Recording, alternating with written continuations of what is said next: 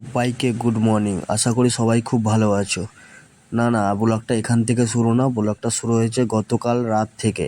আমি এক জায়গাতে এসেছি, সেটাই তোমাদের দেখাবো। কল্যাণী শ্রী শ্রী হরিগুরু মুনি আশ্রমে এসেছি, যেটা কল্যাণীতে আছে। তোমরা অনেকেই জানো বা অনেকেই জানো না। আমরা আজকে এই বাৎসরিক অনুষ্ঠানে আমরা সব এসেছি। আমরা দেখতেই পাচ্ছ মন্দিরের দিকে আমরা রওনা দিয়েছি আমাদের দল নিয়ে। সামনে অনেক গোসাইয়েরা আছে।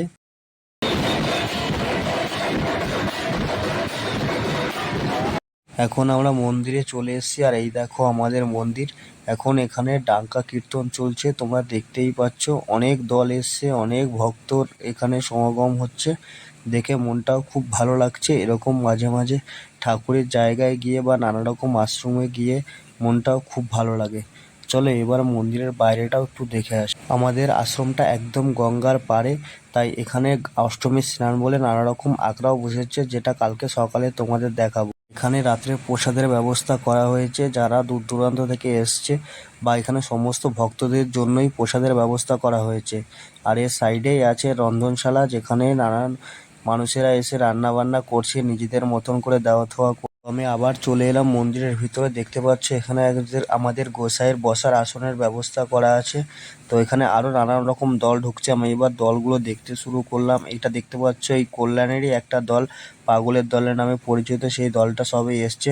এখানে সবাই কত সুন্দর মজা করছে। যারা এই ডাঙ্কা কীর্তনটা করছে তাদের এই মন্দিরে প্রবেশ করার পদ্ধতিটা আমার খুব ভালো লাগলো। নতুনত্ব কিছু দেখার সৌভাগ্য হলো।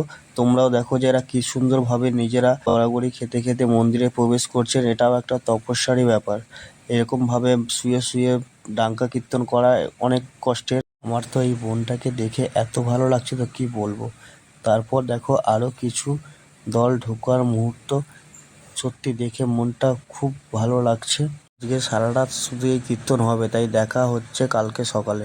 গুড মর্নিং সবাইকে। না, প্রথম থেকে শুরু হয়নি, এই সিনটাই প্রথমে দিয়েছিলাম। তো আজকে দ্বিতীয় দিন। আমরা মন্দিরের উপরেই রাত্রে ঘুমিয়েছিলাম, আমি আর আমার একটা ভাই।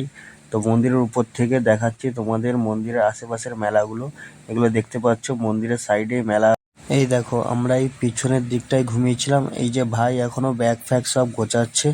এবার আমরা মন্দিরের নিচে নামবো, কিন্তু তার আগে দেখাই এই দেখো মেলাটা। আমাদের মন্দিরের পাশে যে মেলা, মেলার পাশেই হচ্ছে গঙ্গা। একদম গঙ্গার পাড়ে আমাদের এই মেলাটা, তোমাদের কালকে রাত্রে বলেছিলাম। তো আমরা এবার নিচে যাচ্ছি। এবার একটু ফ্রেশ হয়ে চা ফা খেয়ে তারপরে তোমাদের পুরো মেলাটা ঘুরে দেখাচ্ছি। এবার আমরা মন্দির থেকে নিচে নেমে এলাম। নেমে এসে দেখো আমরা একদম গঙ্গার ঘাটে এসেছি, ভাইকে দেখানোর জন্য যে আমাদের আশ্রম থেকে গঙ্গাটা কত কাছে। কারণ রাত্রেবেলা ভাইকে ভালোভাবে দেখাতে পারিনি, তাই একদম গঙ্গার ঘাটে চলে এসেছি। তো অষ্টমীর স্নান বলে দেখতে পাচ্ছ ঘাটে প্রচণ্ড ভিড় আছে। অনেক ভক্তবিন্দুরা এসছে যারা আজকে এই অষ্টমীর স্নান করবে বলে। আর এখানে অনেক আখড়া থেকেও অনেক বাউল গানের প্রোগ্রাম আছে, তারাও এসছে এখানে। সারা রাত আর সারাদিন আজকে বাউল গান হবে, কবি গান হবে। আর প্রত্যেকটা আখড়াতেই প্রসাদের ব্যবস্থা করা থাকবে। এবার আমরা চায়ের দোকানের সামনে চলে এসেছি, এখান থেকেই চা খাবো। এখানেই কালকে রাত্রে আমি আর ভাই চা খেয়েছিলাম। তো চা খেয়ে তোমাদের আখড়াগুলো ঘুরে দেখাবো। দেখতে পাচ্ছ এরকমই সব আখড়াগুলোয় যজ্ঞ হয়েছে রাত্রের বেলায়। এবার সমস্ত এখানে প্রসাদের ব্যবস্থা করা হবে। আর এখানে অনেক মানুষ আছে যারা স্নান করে এখানে দান করেন, যেরকম চাল দেয়, পয়সা দেয়। এই চাল দেওয়ার কারণটা আমি জানি না। এটা হচ্ছে আমাদের হরিচাঁদ ঠাকুরের একটার জন্য একটা গাছ লাগানো হয়েছিল। তো সেই গাছটাই এখানে দেখতে পাচ্ছ, খুব যত্ন করে গাছটাকে বড় করা হয়েছে। তো দেখতে দেখতেই একটা খেলনা আমার চোখের সামনে পড়লো, যেটা আমরা ছোটবেলায় অনেক খেলেছি, কিন্তু এটা কখনো আমরা তৈরি করা দেখিনি। তো এখানে তৈরি করাটা দেখছিলাম, দেখতে খুব ভালোই লাগছিল। যে আমরা ছোটবেলায় তো খেলেছি, কিন্তু জানতামই না যে এটা তৈরি করে কিভাবে। ভাই সকালে চা খেয়েই বাড়ি চলে গেছে, তো আমি একা একা মেলায় ঘুরতে বেরিয়েছি। আর মেলায় ঘুরতে ঘুরতে এইখানে একটা আখড়া দেখতে পাচ্ছ, আর এর ঠিক অপোজিট সাইডেই যেখানে আমরা চা খেয়েছিলাম, তো এর সাইডেই আছে আমাদের আশ্রমটা। মানে আমাদের আশ্রমটা গঙ্গার একদম সাইডে, তাই এখানে আসলে মনটাও খুব ভালো লাগে। আর এখানে আজকের দিনে ভিড়টাও খুব থাকে। তো এখান থেকে সোজা আমার চোখে পড়লো একটা বয়স্ক দাদু এখানে দুধের ঘোল বিক্রি করছিল। এটা ঘোল না কি বলে আমি ঠিক জানি না। তো আমারও ইচ্ছে হলো এখানে এক গ্লাস ঘোল খেতে, তাই দাদুকে বললাম এক গ্লাস ঘোল দাও। ঘোলটা হাতে নিয়ে দেখলাম পুরো দুধের মতন দেখতে, কিন্তু উপর থেকে একটু হলুদ হলুদ সরের মতন কি ভাসছিল। তো ঘোলটা ভাবলাম খেতে খুব মিষ্টি লাগবে, কিন্তু এত নোনতা ধারণা করার বাইরে। আমি বুঝতেই পারিনি এরকম লাগবে। তো আমাদের মন্দিরের ঠিক সামনে উল্টো সাইডে গঙ্গার ঘাটের দিকে এলাম। এখানে ঘাট করা নেই, কিন্তু ওখানে ঘাটটা খুব ছোট বলে এখানে প্রচুর মানুষ স্নান করছে এই অপোজিট সাইডের ঘাট থেকে। এখানে প্রচন্ড গরম, তাই আমি আবার মন্দিরে চলে এলাম। মন্দিরে এসে দেখছি এখানে এখন নাম কীর্তন চলছে। তো কি আর করা যাবে, কিছুক্ষণ এখানেই বসলাম নাম কীর্তন শোনার জন্য। এখানে আর মন টিকলো না, তাই কিছুক্ষণ থেকেই চলে গেলাম মন্দিরের পিছনে। এখানে বাউল গান চলছিল যে আখড়াটায়, সেই আখড়াটার কাছে চলে এলাম। চলো তোমাদের একটু বাউল গান শোনাই।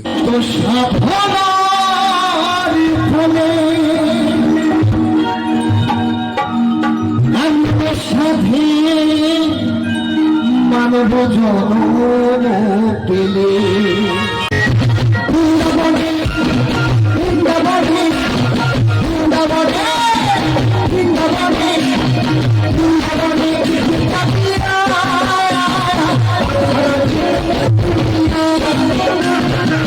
এটা মাথায় রাখবেন।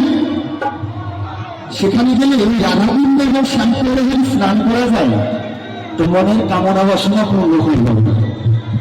তাই বলছে সকলে যদি রাধাবৃন্দে আমরা আনন্দ করি এবং সেই আনন্দে যেন ভগবান সবাইকে নিয়ে যেতে পারে, সেই আমাদের বৃন্দাবন।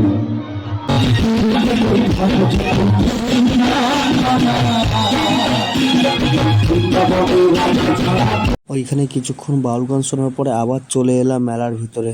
কি করব, একা একা ভালো লাগছে না, তাই একবার এদিক ওদিক করে বেড়াচ্ছে। একটা আঁকড়াতে খিচুড়ি দিচ্ছে, ভাবছি এখান থেকে একটু খিচুড়ি নিয়ে খিচুড়িটা খেয়ে দেখবো কেমন লাগে। এখানে এই দুই দাদা মিলে খিচুড়ি দিচ্ছে। তো এই দাদাদের কাছে এসে একটা খিচুড়ি চাইতেই দাদারা বাটিতে করে আমাকে খিচুড়ি প্রসাদ দিয়েছে। তো এটাকে চলো নিয়ে গিয়ে গঙ্গার সাইডে বসে এই খিচুড়িটা টেস্ট করে দেখবো কেমন লাগে। তো দেখতে দেখতে গঙ্গার কাছে চলে এসেছি। গঙ্গার ঠান্ডা ঠান্ডা হাওয়ার ভিতরে গরম গরম খিচুড়ি। খিচুড়িটা খেতে খারাপ না, কিন্তু এটা সেদ্ধ চাল দিয়ে খিচুড়িটা তৈরি। তো তার পাশেই এখানে আখড়ায় দেখতে পাচ্ছ এখানে বাউল গান চলছে। তো এরকম প্রত্যেকটা আখড়াতেই বাউল গান হচ্ছে। তো এর পাশ থেকে আমরা হেঁটে চলে যাচ্ছি আর একদিকে, কারণ এখানে অনেকগুলো আখড়া আছে, তাই সবগুলোকে দেখানো সম্ভব হচ্ছে না। সব জায়গাতেই এরকম গান বাজনা চলছে। তো চারদিকে নানান মাইকের আওয়াজ, কারণ সবাই মাইক লাগিয়েছে। তো সবকটা আখড়া পাশাপাশি আর সবকটাতেই বড় বড় সাউন্ড মেশিন লাগানো আছে। তো এরপরে আবার চলে এলাম আমরা গঙ্গার ঘাটে। তো দেখতে পাচ্ছ গঙ্গার ঘাটে এখনো দুপুরে পেরিয়ে বিকেল হতে চললো, এখনো গঙ্গার ঘাটে কত ভিড়, কত ভক্ত সমাগম দেখে সত্যি মনটা খুব ভালো লাগছে। তো এখানে যে যার মতন ব্যক্তিগতভাবেও অনেকে এসে কাউকে জল দিচ্ছে, কাউকে লাড্ডু দিচ্ছে। দেখতে পাচ্ছ আমাদের সামনে এই দুই দাদাভাই মিলে, দু তিনজন দাদাভাই মিলে সবাইকে জল আর লাড্ডু দিচ্ছে। গঙ্গা থেকে জল তুলে অনেকে সামনেই শিবের পুজো করছে। তো এখানে শিবের মাথায় গঙ্গা থেকে জল এনে শিবের মাথায় ঢালছে। তো দেখতে পাচ্ছ এখানে কত ফুল, মানে কত সারাদিনে কালকে রাত্রে থেকে কত পুজো হয়েছে। এই রোদে ঘুরতে ঘুরতে জল তৃষ্ণা পেয়েছে, তাই আমি ভাবলাম একটা জলের বোতল কিনে নিই। তো এখানে জলের বোতল কিনে 100 টাকার নোট দিতে দাদার কাছে খুচরো থাকে না, তাই দাদা আমাকে বললো অনলাইন করতে। তাই ওখানে ভিডিওটা কন্টিনিউ করতে পারলাম না, তাই অনলাইনে পেমেন্টটা করে জল নিয়ে আমার এখান থেকে এবার যাব যে ঘাটে তোমাকে দেখিয়েছিলাম যে এখনও সকালের দিকে মানুষ কত স্নান করছিল, সেই স্নানটা এখন অবধি সেখানে কেমন ভিড় আছে দেখতে পাচ্ছ। এখানে এখনো অনেক ভিড় আছে। তো এখানে আসলেই কেন জানি না খুব গরম লেগে যায়, কারণ এখানে ফাঁকা একদম কোনো গাছপালা খুব কম আছে সাইডে। তাই এখানে এলেই খুব গরম লেগে যায়, তাই আবার চলে যাচ্ছি মন্দিরের কাছে। তো মন্দিরে চলে এসেছি, কারণ আমাদের এবার বাড়ি ফেরার সময় চলে এসছে। তো আর কিছুক্ষণের মধ্যেই আমরা এবার বাড়ির দিকে রওনা দেব। তাই কিছুক্ষণ মন্দিরে কাটিয়ে মন্দিরের সামনে এসে তোমাদের ভালো করে মন্দিরটা একবার দেখিয়ে দিচ্ছি, কারণ এখানে এবার আমরা প্রণাম করে আমরা এবার বাড়ির দিকে রওনা দেব। তো তাই এই বছরের মতন একবার আবার সেই মন্দিরের কাছে চলে এলাম, বা মন্দিরের ভিতরে চলে এলাম মন্দিরটাকে ভালোভাবে দেখার জন্য। তো চলো এবার বাড়ির দিকে রওনা দেওয়া যাক। দেখতেই পাচ্ছ হাজার হাজার ভক্তরা আসছে এখানে, এখন বাড়ি ফেরার আগে মন্দিরে একবার এসে প্রণাম করে যাচ্ছে। তো এবার আমরা বাড়ির দিকে রওনা দেব। আমরা এবার গাড়িতে উঠে পড়েছি আর আস্তে আস্তে আমরা সব বাড়ি চলে যাব। দেখতে পাচ্ছ আমরা দুটো গাড়ি নিয়ে গেছি, সামনে একটা আছে আর এই গাড়িটা। তো দেখা হচ্ছে নেক্সট একটা ভিডিওতে। টাটা বাই বাই, আবার দেখা হবে তোমাদের পান্ডুয়া মহা উৎসবে। তো ততক্ষণের জন্য তোমাদের টাটা বাই বাই। ভিডিওটা ভালো লাগলে লাইক করো, কমেন্ট করে জানাও কেমন লাগলো।